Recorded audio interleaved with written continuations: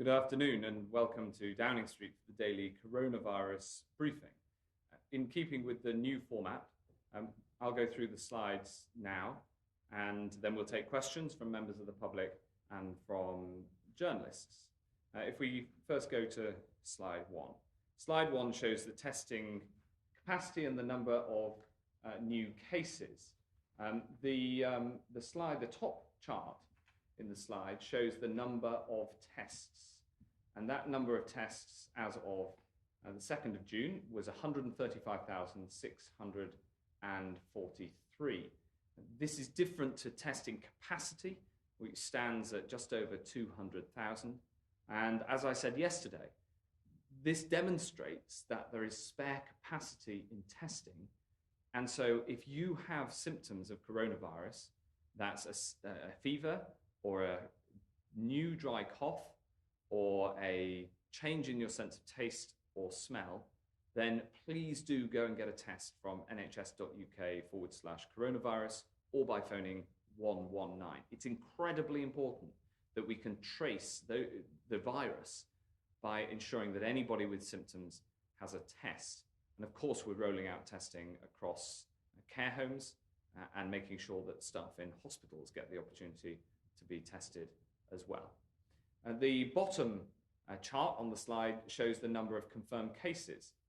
This is 1,613 as of, again, the 2nd of June, and brings the total of number of cases confirmed in the UK to 277,985.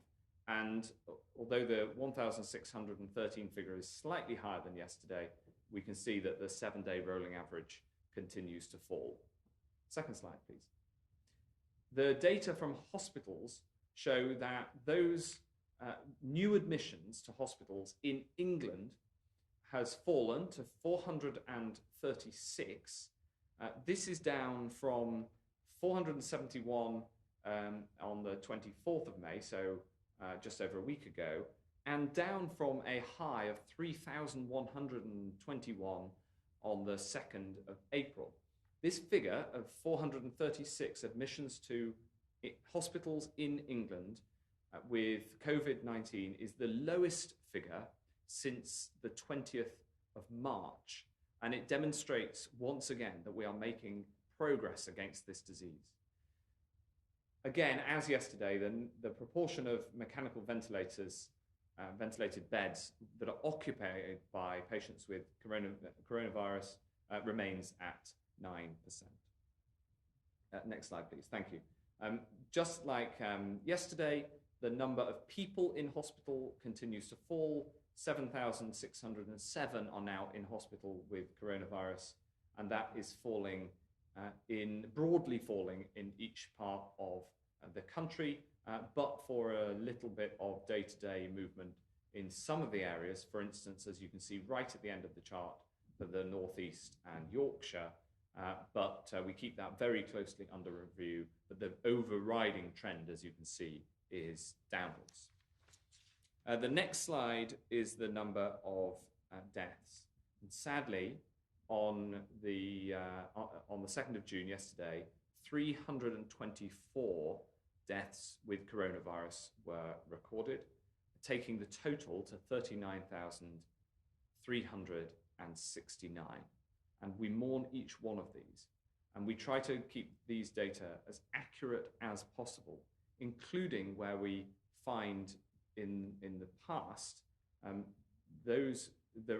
some cases there are deaths where we discover that there has been a connection to coronavirus, and we add those into those data.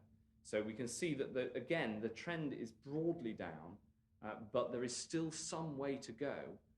And after the weekend effect, which we've seen each weekend in terms of the number of deaths recorded, because this is according to the date these are recorded, we've seen that rise on most Mondays, and sadly the figure is 324 today. Next slide, final slide, please. The final slide reports on data from the Office for National Statistics, which was reported this morning. and reported a total of 48,106 deaths in the UK where COVID-19 was mentioned on the death certificate. And you can see that this number is falling. The top chart shows those data and shows where we were on the recorded daily deaths data for the period that corresponded to these data coming from the ONS. On the bottom chart, we can see the place of occurrence of those deaths. And you can see that both the number of deaths and the proportion of deaths that are in care homes, both of those are falling. 27.3% of deaths occurred in care homes in the latest ONS data to the week of the May the 22nd, bringing the proportion overall of deaths in care homes down to 32.5%.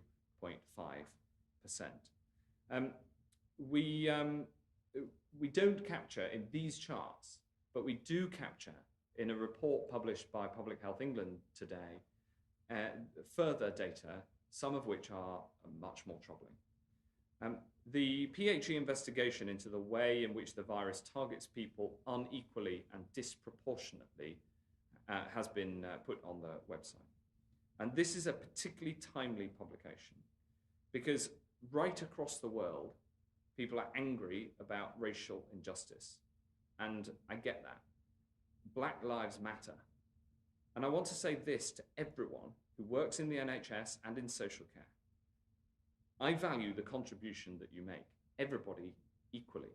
And I want to say it right across society too. I want to thank you, and I want you to know that our whole country cares about your well-being. And I value too those who come to our country to work in the NHS and in social care. And I love that this country is one of the most welcoming and tolerant and diverse. That goes for the whole country, and it goes especially for the health and care system. As I said in the House of Commons earlier, PHE's investigation found that age is the biggest risk factor for coronavirus.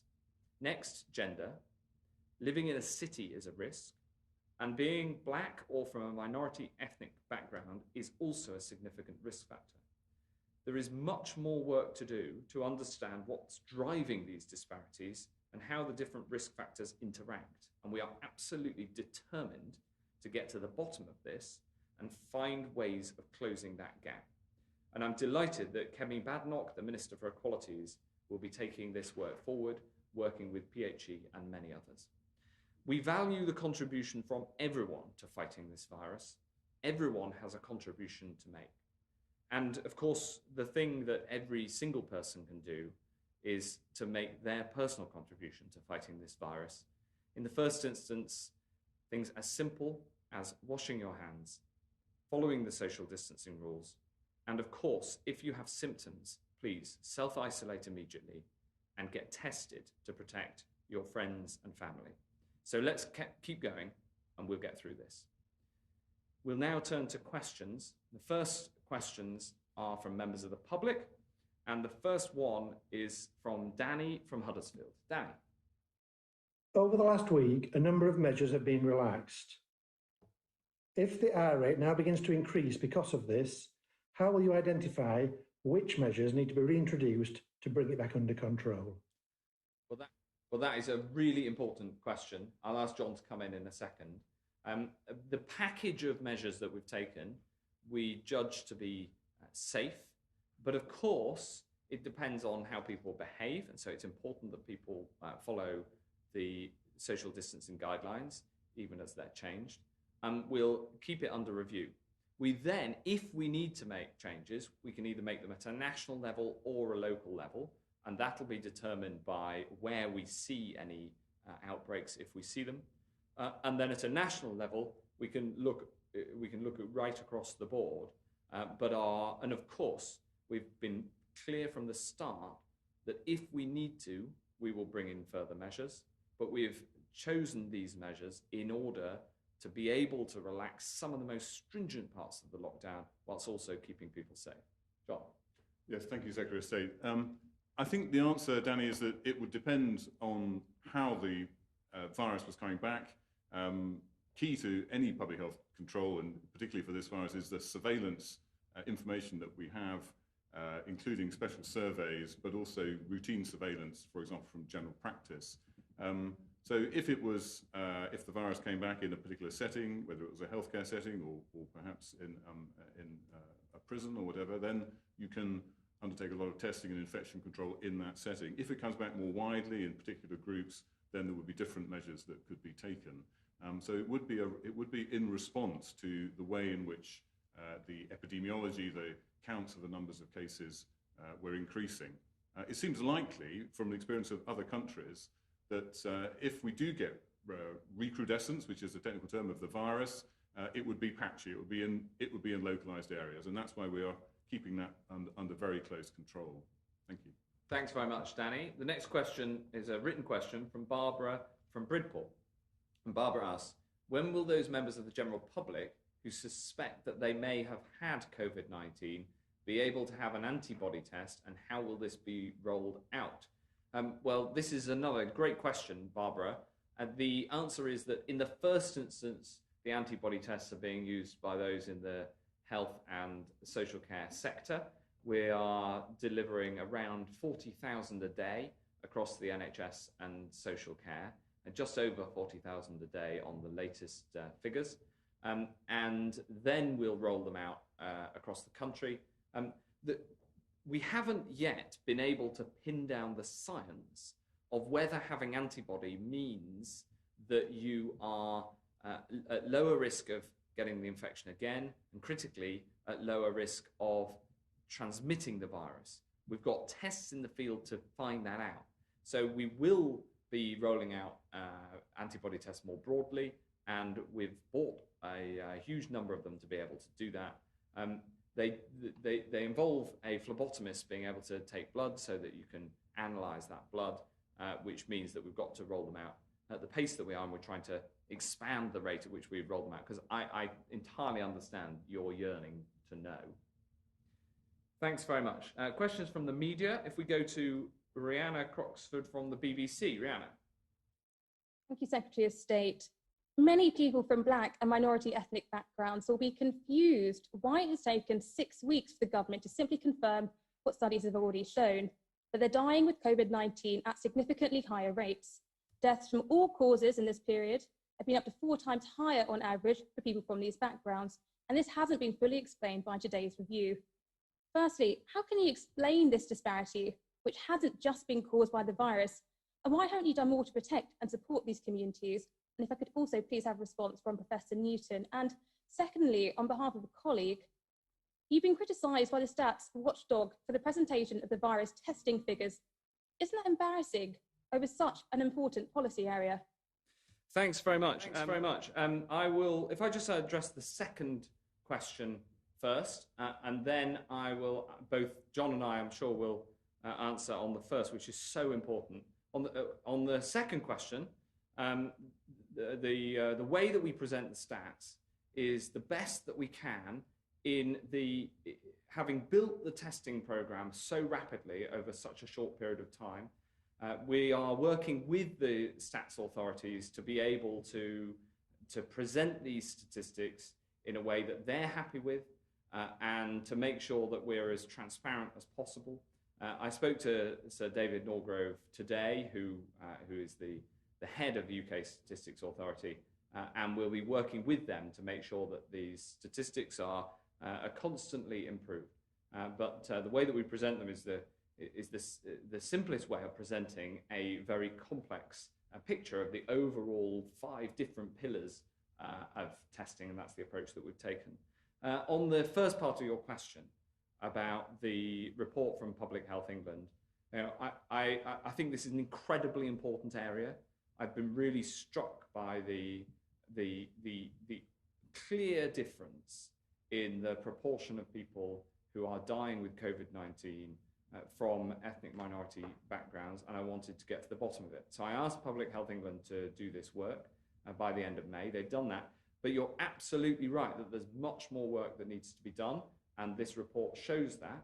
So I've asked the Equalities Minister, Kemi Badenoch, to take this forward and to look into the causes and what further can be done. And Professor Newton's been involved in this work from the start. Yeah, so thank you. I mean, just on the reporting of the statistics, it's worth bearing in mind the objective of the testing program was to build a capacity of tests to respond to the pandemic. And it's really what we do with the tests rather than the numbers which matter. So at the moment, we have a falling number of infections. And what we're really keen to do is to have really high quality testing that's delivered quickly and very available. So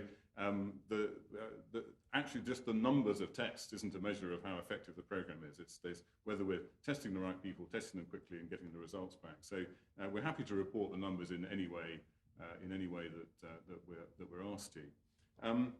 On the review is an important piece of work. There was a great deal in it, a lot of different factors looked at. Normally a report like this would take us a good 6 months. So we've actually produced the sort of analysis that in a relatively short time. As you say, some of these data were already available. So the Office of National Statistics and other research studies have already published. So we've confirmed that. And it's important to have confirmation from a number of sources. As you say, we weren't able to look at all the potential explanations, but in particular, you mentioned the all-cause mortality being 4 times higher, or actually 3.9 times higher in black men, for example, than in normal times. And it's raised by 1.7 times in white men and 2.9 in Asian men. So there are a number of statistics in there. It's quite a long report, and there's a great deal of background information and detailed information that we think will be helpful. What we'd really like to do now is to get a lot of discussion about all these elements, in particular with a lot of the people involved and the various groups involved in responding to it. So we think the report will be helpful. Some of it was available before, but there's quite a lot of new information there.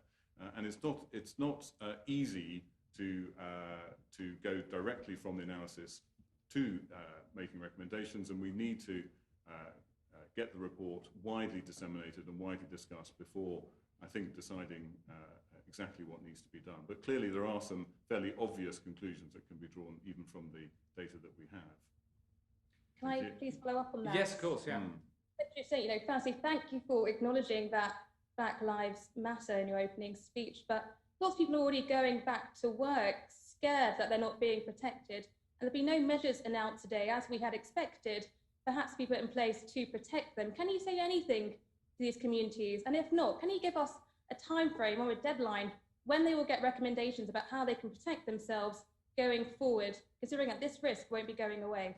Yes, absolutely. The number one thing I'd say is that for anybody in a higher risk group, the most important thing to do is stringently to follow the social distancing guides, including the work on social distancing at work that's been published. So there is specific guidance for social distancing in the workplace.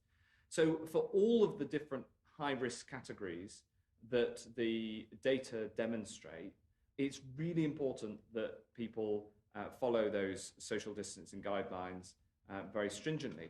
We've been very clear about this from the start about those who either have a medical condition, and as the PHE report says, age is the #1 risk factor because around 90% of deaths are amongst the over 65s. So the direct answer to the question is the same as to everybody, but with more emphasis, which is that the social distancing is the best way to keep yourself safe and keep others safe, alongside the hygiene and washing your hands and making sure that if you have symptoms, get a test. And I totally understand the concerns that people have, and I understand the anger that people feel more about racial injustice more broadly, and I share it, and we want to tackle it. I fully acknowledge that, and it is very, very important that we address that, as I'm trying to do within the NHS and social care that I'm responsible for, and I think we need to do across society as a whole. Thanks very much, Rhiannon. Is that okay? Yeah. Emily Morgan from ITV. Hi, if I can pick up on something that Rhiannon said, you launched this review, Secretary of State, this review published today with a huge fanfare to look at how COVID-19 was affecting ethnic minorities. One of the objectives to the review was to make recommendations. Where are those recommendations, and will you be publishing anytime soon? Well, absolutely. We need to go through the next stage of work to make sure that we take into account all of the different considerations. For instance, the PHE report sets out that it doesn't take into account comorbidities, different occupations, because different people in different occupations have different risk factors, and of course, the other health factors like obesity. We've got to make sure that all of those are taken into account and scientifically, rigorously understand the causes behind the data that are clearly shown today, and take that and take the lessons from there. John? Well, yes, thank you. I mean, I think the recommendations there are recommendations there, but they're more to do with the fact that these are important data for people to be aware of, because as Secretary of State has said, I think even understanding the levels of risk associated with different factors is itself important in designing programs to protect people. And in fact, the NHS has already started the process of risk assessment for staff using these sorts of data. So there are recommendations there, but there are still some questions. I mean, what we do show is that there's no simple, if you take, I mean, there's a lot more than just the ethnic differences in the report. There are differences to do with levels of deprivation and where people live and occupation and so on. And all these causes are the causes of health inequalities anyway.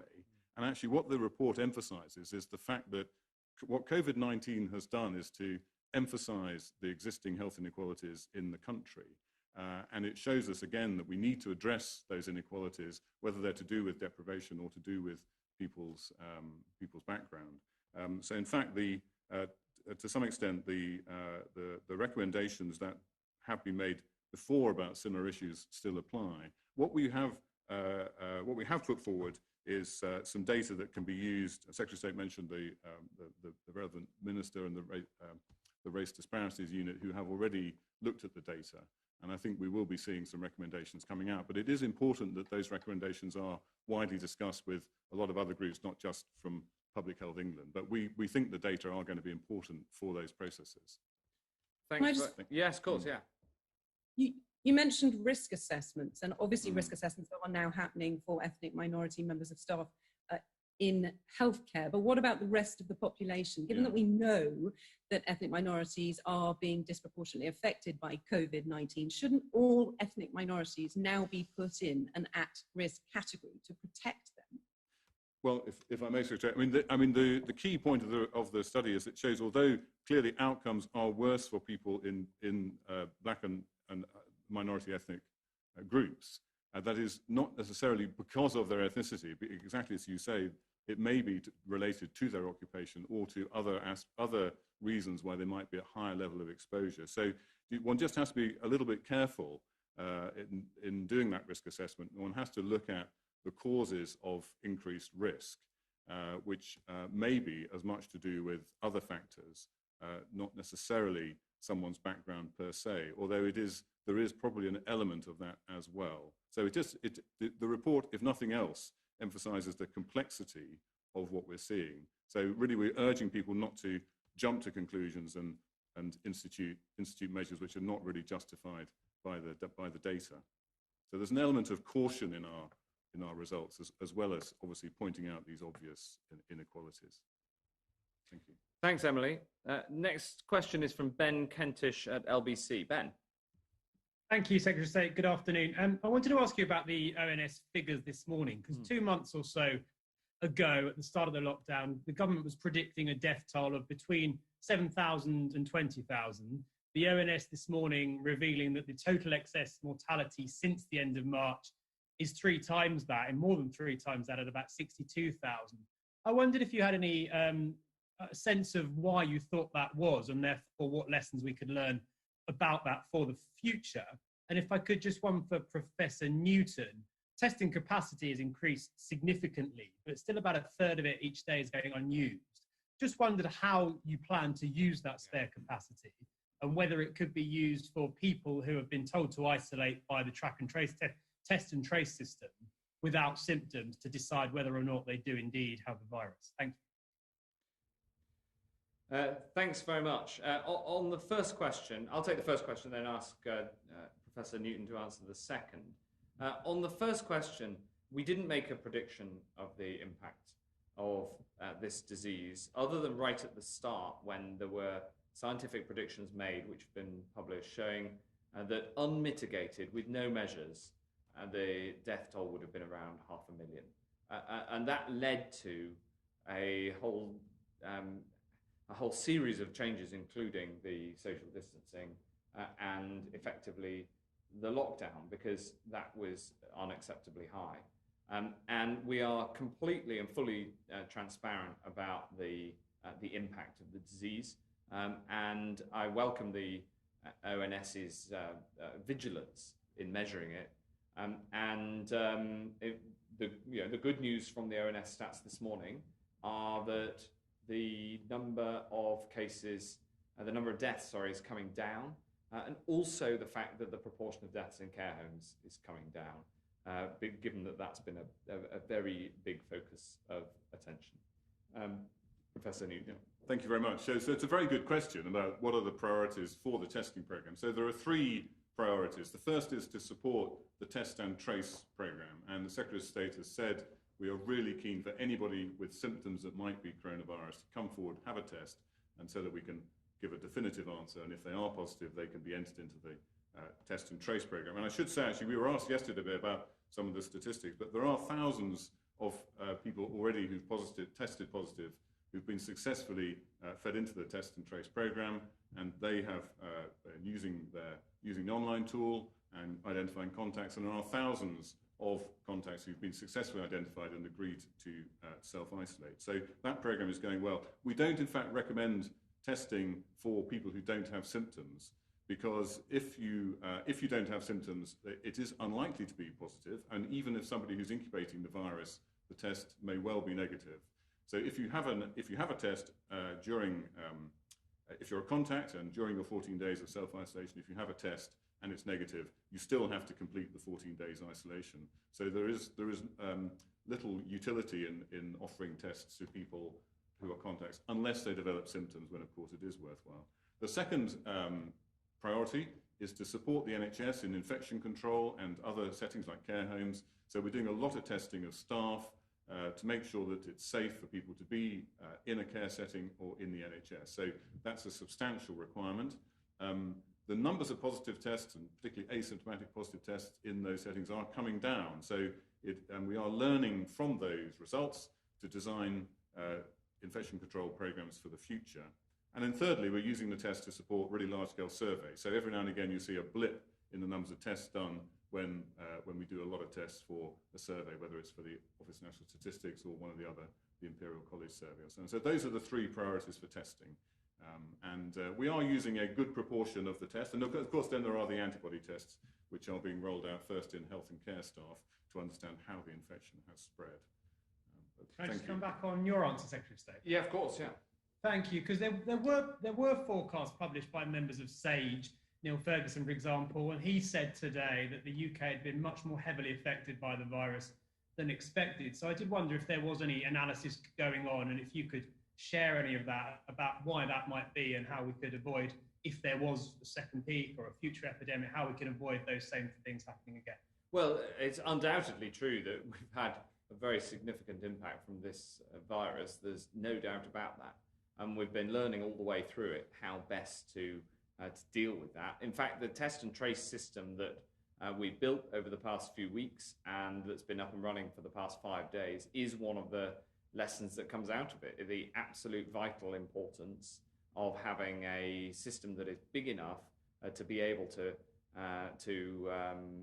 trace as many of those who've tested positive as possible. And this, in fact, ties in with an additional answer I was going to give to your second question, which is that Professor Newton gave the long answer, if you like. The short answer to the question of the gap between tests done and capacity is that we have spare capacity. This is a good thing, but I would urge LBC listeners and everybody else in the country to use the capacity if they need it. If you need a test, you can get one straightforwardly, go on the website, and you are not only protecting yourself, but you're also helping us to trace the virus and control it, and therefore keep the country safe. Thanks very much, Ben. George Parker from the FT. George. Thank you. It's a question about the government's plan for a blanket quarantine, a 14-day quarantine of people arriving overseas. Question, first of all, to Professor Newsom. What is the scientific rationale for having a quarantine against people coming in, for example, from a country like Greece, which has very low levels of coronavirus into this country? And would you support the idea of an air bridge between countries with lower infection rates from Britain into the UK? And a question to you, Secretary of State. You said on May the 12th that people wouldn't be taking overseas holidays this year. Is that still your advice? Well, do you want to go first? Well, I should say, by the way, that I'm not a member of SAGE, and it would be SAGE whose advice is the basis for this. But the principles are clear that obviously we, just like in this country, if somebody might be at risk of having the virus, we need them to be isolated during any period when they might be infectious. And if people are coming into the country, then they really have to be treated as an unknown, and therefore there's a quarantine. Now, there are two reasons why we might not do that. That would be if the risk of them having the virus when they come to another country is so low that we would just take the chance, that the chances of them becoming infectious are very low. And I think at the moment the judgment is that it's too early to say that, and therefore it's better to be cautious for people travelling. And secondly, if we are able to very quickly respond with a test and trace program, then we could cover it in that way. So if travellers are able to be tested and self-isolate in response to contact tracing, just like if you like a domestic new case, then that would also be a way of dealing with it. At the moment, I think caution is won the day, and SAGE's advice is that quarantine is appropriate. But as I say, it's not my direct responsibility, but I'm sure those are the principles on which the advice is being given. Thanks, George. On the specifics, I was actually asked this, I think, late last week, and I said I was more optimistic than previously. But clearly, the number one priority is keeping the public safe, and that is the overriding principle, and it has been throughout this, and hence many of the changes that we've brought in. The next question is from Sarah O'Grady. Yes, of course. Sorry, you want to come back? Can I just quick follow up on that? Sure. Given that the UK has one of the highest infection rates in Europe, can you give any indication of which other European countries are interested in the idea of an air bridge with the UK? Well, this air bridge idea has been floated, and I know there's been a lot of discussion about it, and I know that some countries have been mentioned in the media, but that is a piece of work that's being done by the Home Office and the DFT, and I'm not going to tread on the toes of my colleagues, no matter how tempting it is. Thanks, George. The next question is from Sarah O'Grady from the Daily Express. Sarah. Hello there. My question to you, Secretary of State. The spotlight has shone on the pressures faced by our social care system through this coronavirus pandemic like never before. And I would like to know, please, so I could tell readers of the Daily Express, what are your plans and what is your time frame for the long-promised radical reform of social care? Well, I'm glad to say, Sarah, that we absolutely need to make those reforms to social care that have been, in my view, pushed to the side for too long. We made clear commitments in the manifesto, which was only back in December, and we have been working on that piece of work even during the coronavirus crisis. It's incredibly important to me that we put social care on a sustainable footing. And I think one of the positive things amid the terrible things that have happened during this crisis is that people have recognized social care as for just how important it is. And I think everybody who works in social care has seen the whole country value them. We need to follow that up with reforms to the way that social care is supported to make sure that more people get that dignity in their older age, and that people of working age who are in social care get the support that they need. So I'm very I am very keen to, I'm determined to push forward the social care reforms that I know so many readers of the Daily Express are interested in. Can you give me an example, please, of one of those reforms? Could you give us an idea of perhaps the time frame? Well, the time frame has been clear, which is that we've got to get these reforms done in this Parliament, and the Prime Minister has previously said that we'd get them set out this year. That was before coronavirus. We'll still try to do that, but it is not straightforward. What I can say is that the crisis itself has demonstrated many of the reforms that are needed, like closer working and collaboration between health and social care, like the increased financial support, which we'd already committed to for social care, and then we put more in during the crisis, and making sure that some of the injustices in social care are taken away, especially about how it's paid for. Thanks very much. The final question is from Vic Matune from The Voice. Secretary of State, many thanks. I'd like to ask two questions, if I may, and address them also to Mr. Newton. Given the disproportionate way in which COVID-19 has affected people from Black, Asian and minority ethnic communities, there's understandably a lot of concern, a lot of anticipation about this report, the Public Health England report, and what it might say. However, the disappointing lack of recommendations is certainly going to affect many. Already we've had a number of emails from readers of The Voice citing this as another example of government indifference to the kind of inequalities that you mentioned earlier on in your address. How will the government address and reassure members of those communities that this isn't just another report? The second question I'd like to ask, as you know, the statistics show a clear link between the people working in public frontline communities, frontline jobs, and also their chances of contracting COVID-19. Many people from BME communities are in frontline jobs such as health, healthcare, transport, social care. But local authorities around the country have been very quick to protect BME employees through things like risk assessments. How will the government follow their lead? Well, thanks very much, Vic. And in a way, the second question answers the first, in that we've already taken action because it's been clear right from the start. You know, I remember that the first 4 deaths of doctors were all people from Black and Asian minority ethnic backgrounds. I think 3 of the 4 had come to the UK to serve in the NHS. And it really struck me, and this was right at the start, that there was clearly a disparity, and we've seen that disparity. And I think in your second question, you've touched on some of the reasons, and we need to do more work, which is why we've published this and are saying we're taking it further. Because the link to the occupations that people do is an important part of this conundrum. And putting in place risk assessments for people who are in high-risk occupations has been something that we've already been doing the work on.